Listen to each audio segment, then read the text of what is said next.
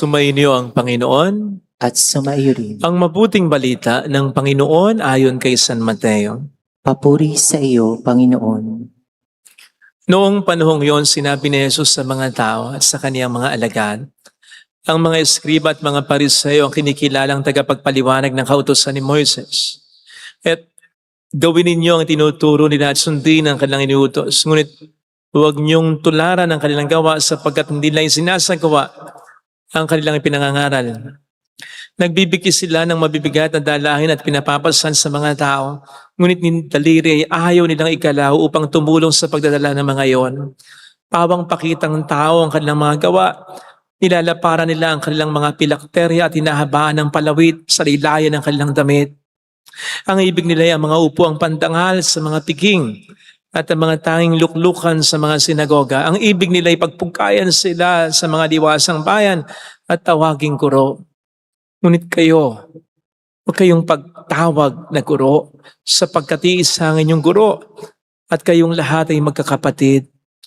At huwag ninyong tawaging ama ang sinumang tao sa lupa sapagkat iisa ang inyong ama, ang amang nasa langit. Huwag kayong patawag na tagapagturo sapagkat iisa ang inyong tagapagturo, ang Mesiyas. Ang pinakadakila sa inyo ay dapat maging lingkod ninyo. Ang nagpapakataas ay ibababa at ang nagpapakababa ay itataas. Mga kapatid, ang mabuting balita ng Panginoon. Pinupuri ka namin, Panginoong Jesucristo. Welcome sa Our Lady of Lasal at Quasay Parish kung saan ayos lang pong umiyak. Samahan tayo ng mahal na ina sa pag-iyak at sa pagdarasal upang maging maayos ang lahat. Isa po sa paulit-ulit na lang na kinu-question ng mga kapatid natin hindi Katoliko ay ang pagtawag natin sa ating mga pari na Father. Father Fidel, Father Penny, Father Len, Father Marlon. At ang pinaka-bersikulong ginagamit nila para questionin ito ay ang narinig natin sinabi ni Kristo sa Ebanghelyo. Huwag niyong tawaging ama ang sinumang tao sa lupa sapagkat iisa ang inyong amang nasa langit. Sa unang dinig ay parang may katwiran sila, parang may punto. Pero kung iisipin po natin mabuti, it's either mahina lang silang umintindi o naninira lang talaga sila. Pasensya na po't sinabi ko yan. Kasi sa totoo lang, hindi mo kinakailangang pag-aralan ng malaliman nito eh. Sapagkat kung titingnan po natin ang konteksto ng pagkakasabi ni Kristo ng bersikulong ito, maliwanag na ito'y patama lang, pagtulog lamang sa mga skriba at Pariseo na nagpapatawag ng titulong ito upang maiangat lamang ang kanilang sarili at upang masabi lamang ng mga taong banal sila. Sa makatuwid, hindi nila pinapangatawanan ang titulong ito, kundi ginagamit for personal interest. Hindi sila nagpapakaama talaga para gabayan ang kanilang mga kababayan sa kabanalan. Sa halip ay pinapahirapan pa nila ang kanilang mga kababayan at ibinubulid pa sa kasamaan. Yun ang konteksto ng pagkakasabi ni Kristo ng bersikulong ito. Ito'y patama sa mga skriba at Pariseo na nagpapatawag ng Ama pero hindi naman pinapangatawanan ang pagiging spiritual father sana nila ng mga kababayan nila. In no way, hindi po ito pagtuligsa sa practice natin bilang mga Katoliko. Besides, di ba nila naisip na tinatawag nating ama ang ating mga biological fathers? Kung paanong tinatawag din nating ama ng sining, ama ng kultura, ama ng musika, ang sino mga tao dito sa lupa na may napakalaking kontribusyon sa sining, sa musika, sa kultura. Isa pa, hindi dapat, huwag na rin natin tawagin guro ang mga teachers natin dito sa lupa. Sapagkat ito rin ang isa sa sinasabi ni Kristo sa ating narinig ng Ebanghelyo. Iyon yung konteksto. Kaya kung sinabing pasensya na, pero it's either mahina lang talaga silang umintindi o naninira lamang sila ng kanilang kapwa. In connection with this, kung mag-aaral lang talaga sila ng Biblia at kung magiging bukas ang pangunawa nila, they will realize na hindi lamang isang beses, kundi napakaraming beses na ginagamit ang salitang ama sa Biblia upang i-describe ang isang tao dito sa lupa. Halimbawa, sa Acts 7:2, Romans 4:12, Romans 9:10, at marami pang ibang bersikulo. Hindi naman kokontrahin ng Biblia ang sarili niya. Anong panama ng isang bersikulong in-interpret nila ng iba sa napakaraming bersikulo sa Biblia na tumatawag sa isang tao bilang ama? Again, minimisinterpret lamang nila. Pero sa totoo lang, kahit yung sinabi ni Kristo ay hindi in contradiction sa sense ng pagtawag natin sa isang tao bilang ama, kahit dito sa lupa. Kaugnay nito, wala pa ang relihiyon nila. Tinatawag na nating ama ang mga spiritual fathers natin. Kaya meron tayong mga fathers of the church. Sila yung mga gumagabay sa atin, partikular na sa pananampalataya natin, upang sa tunay nating Ama sa Langit ay mapalapit tayo. Kailangan natin ng mga gabay na ito. Kaya yung pagtawag ng Ama ay hindi pagtataas ng sarili nila, kundi upang i-recognize ang dakilang role nila na magabayan ang bawat isa patungo sa isang malalim na relasyon sa ating tunay na Ama. Kaya napakalaking responsibility. Sa tingin ba ninyo, komportable kami na ang mga matatanda tumatawag sa aming Father? Kahit sino, alam namin na kami itinuturing yung spiritual fathers. At kahit yung responsibilidad na yon na mag-sink in na sa aming puso't isipan, napakabigat, no? Kasi ay nire-represent namin ang ating Panginoon.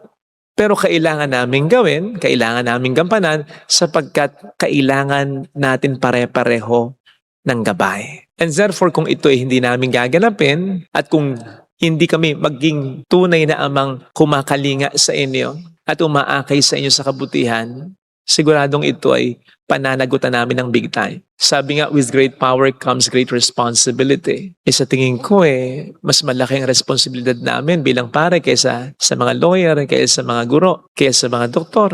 Kasi nga po ay, ang pinag-uusapan dito ay kaligtasan ng tao, ng kanyang kaluluwa. Kaya't kung dahil sa amin ay may mga mapupunta ng impyerno, sa palagay ko, mas matindi ang kaparusahang naghihintay sa amin. Kaya napakalaki po ng responsibilidad na ito. It humbles us. Sa totoo lang, hindi ito pangtaas ng aming sarili. Nakakatakot ang responsibilidad na ito. Kamakailan ay sinabihan kaming mga pare dito sa Bulacan ng ating minamahal na Obispo Dennis Villarojo, na wag na naming isusulat yung pangalan namin with Reverend. Kasi minsan sinusulat namin Reverend Father, kinagalang na pare. Yun ang ibig sabihin, Reverend Father. O kaya magpapakilala kami, wag na doon namin sabihin yung Reverend. Hayaan namin kapag ina-address kami ng iba, sila ang tumawag kung gusto nila. Pero yung kami ang magsusulat at tatawag sa aming sarili na Reverend. Wag na daw, Father na lang kasi parang itinataas namin ang aming sarili pagkaniyan. So you see, maliwanag sa amin na hindi ito pangtaas ng sarili.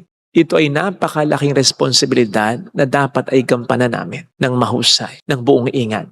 Sapagkat sa gampanin namin ito, nakasalalay ang maraming mga kaluluwa na po pwede naming maakay sa kabutihan, sa awa at tulong ng Diyos. Pero pwede rin naming mabulit sa kasamaan kung kami magiging mayabang at swail tulad ng mga scribe at pariseyo na hindi pinangatawanan ang pagiging spiritual fathers nila. Pasensya na po kayo kung may mga pagkakataon na hindi nyo nakikita ang pagiging spiritual fathers namin sa inyo.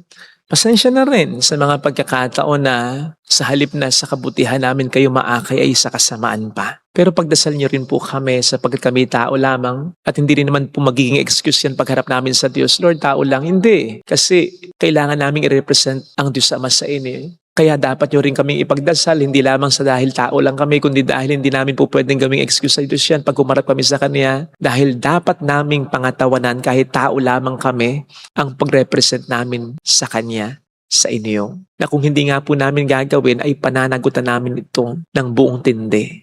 Pero sa party po ninyo, sana po, igalang niyo pa rin po ang pari ninyo. Hindi ko po sinasabi ito honestly, para iligtas kami o sino mang pare sa kasalanan. Again, mulit-muli kong sinasabi, pananagutan namin dito sa lupa at lalong-lalo na sa kabilang buhay yan. Ang sinasabi ko lang po ay ingat niyo pong pag-ingatan talaga na hindi bumaba ang tingin ninyo sa mga pare. Pag-ingatan po ninyo na hindi nyo i-disregard ang mga pare sapagkat walang ibang talo dito kundi kayo dahil kailangan po natin pare-pareho ng gabay. Besides, wag nating idamay yung sigurado ko na mas maraming bilang ng mga pare na nagpapakapare. Kasi kapag na-generalize natin ito, kapag bumaba ang tingin po natin sa mga pare, sino ang ating magiging gabay? Tayo ang talo pag ganyan. Kasi kailangan po natin ng gabay. Ito po sana ang hilingin nating biyaya sa ating banal na pagdiriwang.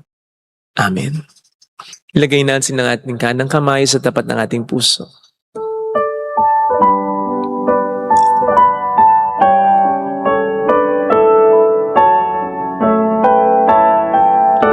Awitin natin. Alam kong may magagawa ang Diyos.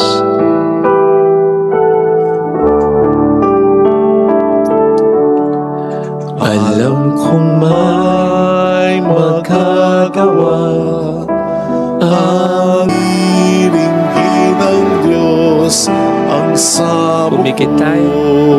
Panginoon, salamat sa mga taong gumagabay sa amin mula pa sa mga magulang namin, sa mga guro namin. Tulungan mo po kaming maging karapat-dapat ng gabay ng kapwa namin, ng mga taong na-impluwensyahan namin. Maakay nawa namin sila sa kabutihan at huwag kaming palinlang sa diablo sapagkat may mga madadamay na tao. May mga maaakay kami sa kasamaan kapag kami naging mayabang, kapag kami naging pabaya, kapag sarili lamang namin ang aming iniisip.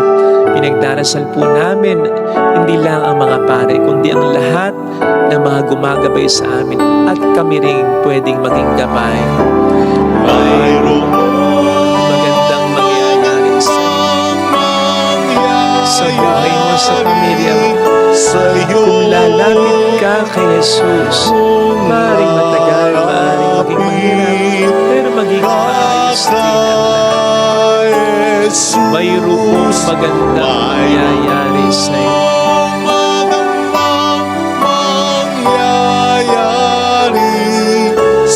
Kung lalapit kay Jesus, Kung lalapit kay Jesus. papuri sa Ama at sa Anak at Espiritu Santo. Kapanalan sa una-una, ngayon at magpakailanman, at magpa sa walang hanggan. Amen. Pag-aalay. Pag-aalay.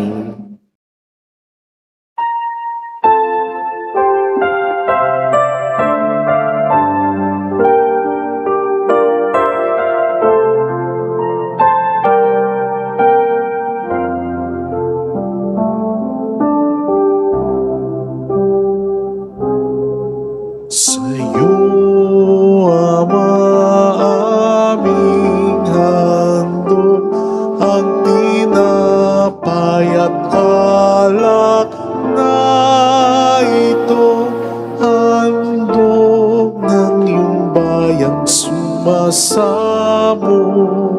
humihingi ng patawad mo.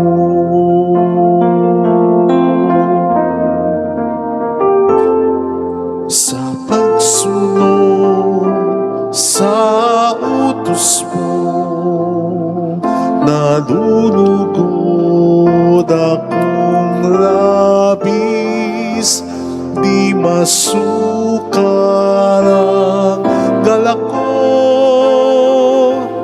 pagkat aking iniibig. Sa'yo, aming handog ang tinapay at alak na ito, handog ng iyong bayang sumasamo, humihingi ng patawad mo.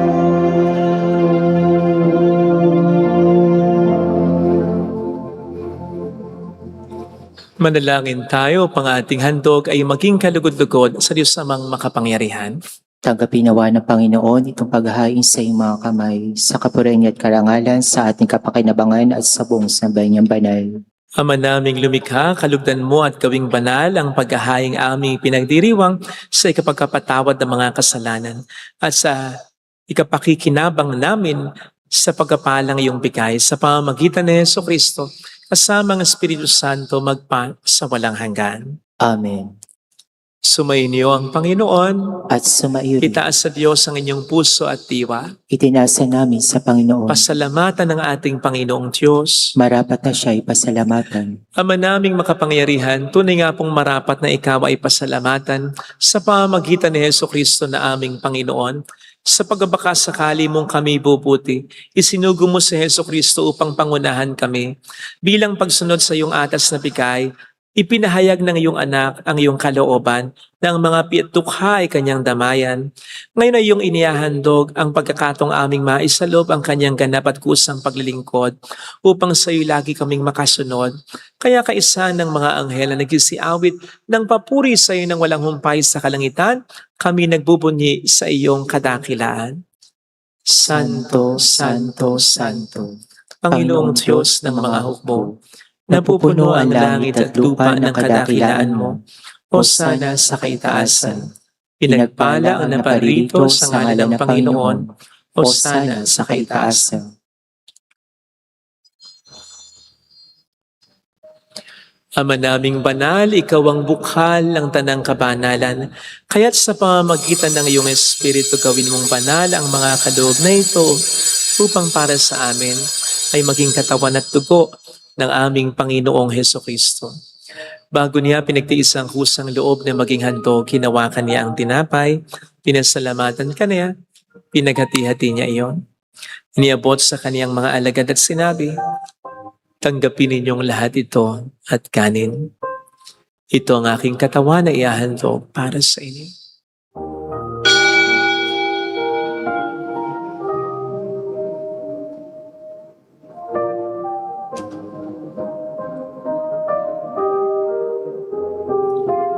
Kaya hindi naman nang matapos ang hapunan, hinawakan niya ang kalis, muli kaniyang pinasalamatan. Iniabot niya ang kalis sa kaniyang mga alagad at sinabi, tanggapin ninyong lahat ito at inumin. Ito ang kalis ng aking dugo ng bago't walang hanggang tipan. Ang aking dugo na ibubuhos para sa inyo at para sa lahat sa ikapagkapatawad ng mga kasalanan. Gawin niyo ito sa pag-alala sa akin.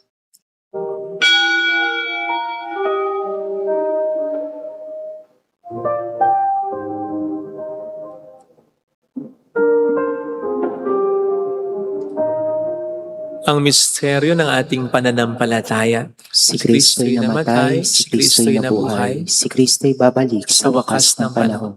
Ama, ginagawa namin ngayon ang pag-alaala sa pagkamatay at muling pagkabuhay ng iyong anak. Kaya inialay namin sa iyo ang tinapay ng buhay at ang kalis ng kaligtasan. Kami nagpapasalamat dahil kami iyong minarapat na tumayo sa harap mo para maglingkod sa iyo. Sinasamo namin kami na magsasalo sa katawan at dugo ni Kristo ay mabuklod sa pagkakaisa sa pamamagitan ng Espiritu Santo. Ama, lingapin mo ang iyong simbahang laganap sa buong daigdig. Puspusin mo kami sa pag-ibig. Kaisa ni Leon na aming Papa, Dennis na aming Obispo at ang Tanang Kaparian. Alalahanin mo po ang mga kapatid naming nahimlay na may pag-asang sila'y muling mabubuhay, lalo ng aming mga ipagdarasal.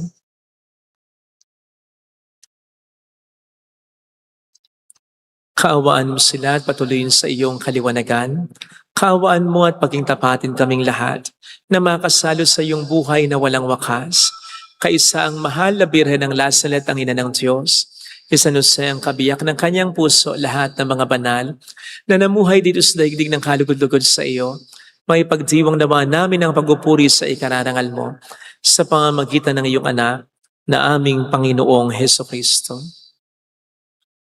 Sa pamagitan ni Kristo, kasama niya at sa Kanya, ang lahat ng parangal papuri ay sa iyo, Diyos amang makapangyarihan, kasama ng Espiritu Santo magpasawalang hanggan.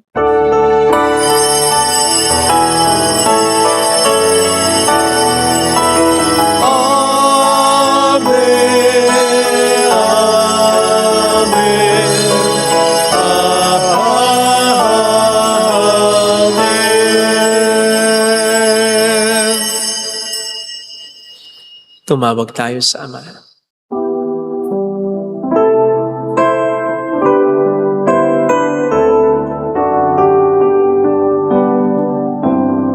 Ama namin sa sumasalangit ka, samahiyang ngalan mo, mapasa amin ang kaharian mo, sundin ang loob mo dito sa lupa para nang sa langit. Bigyan mo kami ngayon ng aming kakanin sa araw-araw, at patawarin mo kami sa aming mga sala, para nang magpapatawad namin sa nagkakasala sa amin, at huwag mo kaming ipaintulot sa tukso, at ihadya mo kami sa lahat ng masama. Iniling namin kami at sa lahat ng masama, pagkalooban ng kapayapaan na araw-araw, iligtas sa kasalanan sa kapahamakan, samantalang aming pinaghahandaan ang dakilang araw ng pagkapahayag ng tagapagligtas namin si Heso Kristo. Sapagkat iyong kaharian, ang kapangyarihan at ang kapurian magpakailanman. Amen. Panginoong Heso Kristo, sinabi mo noon, sinasabi mo rin sa amin ngayon, kapayapaan ang iniiwan ko sa inyo, ang aking kapayapaan ang binibigay ko. Tunghayan mo ang aming pananampalataya, huwag ang aming pagkakasala. Pagkalooban mo kami ng kapayapaan at pagkakayasayon sa iyong kalooban, kasama ng Espiritu Santo magpasa walang hanggan. Amen. Ang kapayapaan ng Panginoon ay sumainyo nawang lahat. At sumaiyo rin. Magbigayan tayo ng kapayapaan sa isa't isa. Kapayapaan. Peace be with you. Kordero ng Kordero ng Diyos, Diyos na nag-aalis sa mga kasalanan ng sanlibutan, maawa ka sa amin. Kordero ng Diyos na nag-aalis ng mga kasalanan ng sanlibutan, maawa ka sa amin. Kordero ng Diyos na nag-aalis ng mga kasalanan ng sanlibutan, ipagkaloob mo sa amin ang kapayapaan.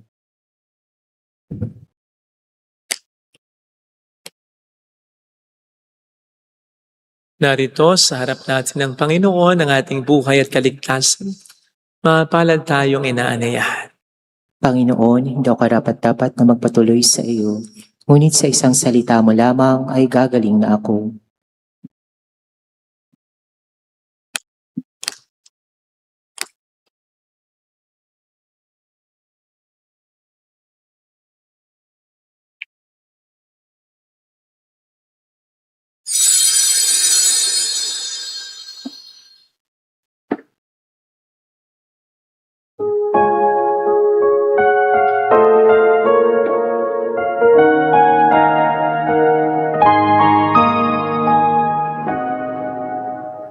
Dinggin mo ako, Panginoon. Tinig ng Panalangin para sa espiritual na pakikinabang. ay Panginoong Hesus, ako ay naniniwala na ikaw ay nasa kabanal-banalang sakramento. Iniibig kita ng higit sa lahat at ninanasa kong tanggapin ka sa aking kaluluwa. Sapagkat sa mga sandaling ito, hindi kita matatanggap sa sakramento. Tumuloy ka sa espiritu sa aking puso. Niyayakap kita na para bang naririto ka na. Inaalay ko ng buong buo ang aking sarili sa iyo. Huwag mong hayaang mawalay ako sa iyo. Amen. ay dinggin, hinahangad nitong damdamin.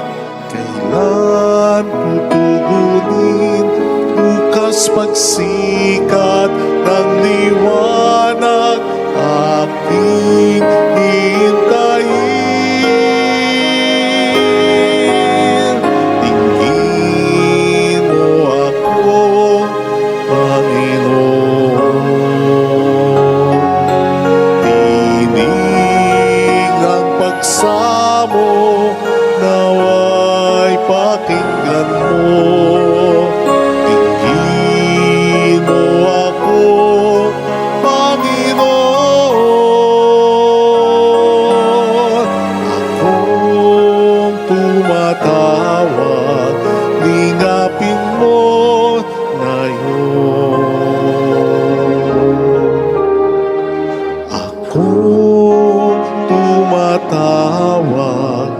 lingapin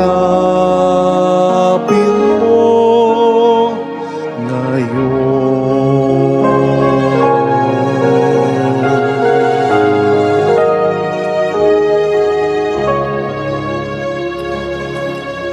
Manalangin tayo. Ama naming mapagmahal, pamalagiin nawa kaming buhay ng pag-asalo namin sa banal na pakikinabang at dulutan nawa kami nito ng iyong kapatawaran at patatagin nawa kami sa tapat na pagkamahal sa pamamagitan ni Heso Kristo kasama ng Espiritu Santo magpa sa walang hanggan. Amen. Holy God, Holy Mighty One, Holy Immortal One. Have mercy on us and on the whole world. Holy God, Holy Mighty One, Holy Immortal One. Have mercy on us and on the whole world. Holy God, Holy Mighty One, Holy Immortal One. Have mercy on us and on the whole world. Jesus, King of Mercy, We trust in you. alalahanin, Alalahanin o mahal na Birhen ng Lasalet, ina ng pag-asa. Ikaw ang nagpapaalala sa amin mabalik loob sa Ama. Ito ang nagpapatunay na kagandahang loob mo'y nananatiling busilak sa pag-aaruga mo sa amin tungkulin mo'y tinupad. Sa paanan ni Kristo'y tinuri mo kami mga tunay mong anak, kaya ninais mo ni isa'y huwag mapahamak. Maging siyang walang tigil na panalangin, pati luhay pumatak. Huwag nawang mawalan na saysay ang iyong paghihirap. Hiling nawa namin sa iyo o amin ng liyag, na matapos sa pakikibaka namin sa mundong ito, at sa pananatili namin tapat kay Kristo, sa kapurian mo'y makibahagi kaming ganap, upang kung nasan ka ngayon ay maparoon din kaming lahat, at ang kaganapan ng kaulatian ng Diyos Amay, tuluyang matupad siya nawa. mahal na pira ng Lasalet, tagapagkasundo ng mga makasalanan. Ipanalangin mong walang patid kami mga dumudulog sa iyo. Marami pong salamat sa inyong pakikisa at sa mga tulong na binibigay ninyo. Nagiging dahilan para patuloy po tayong makatulong sa mga nangangailangan. Sa iba't ibang mga chapels, simbahan, parishes, institutions, and even individuals. Salamat po sa inyong lahat. Sumainyo ang Panginoon. At sumaiyo rin. Pagpalain kayo kasama ang ating pamilya ng mapagmahal na Diyos, ng Ama at ng Anak, ng Espiritu Santo. Amen. Umayo tayo sa kapayapaan ni Kristo. Salamat sa Diyos. Thank you rin.